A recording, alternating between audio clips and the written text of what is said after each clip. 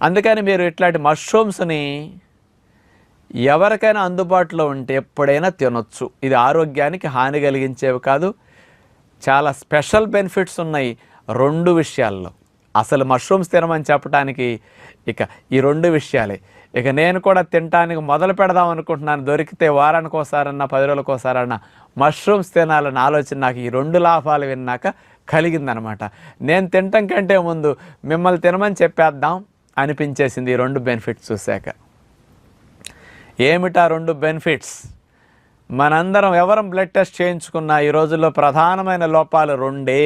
ఎక్కువగా లోపం అందరికి 80 to 90% విటమిన్ డి లోపము, విటమిన్ B12 లోపము.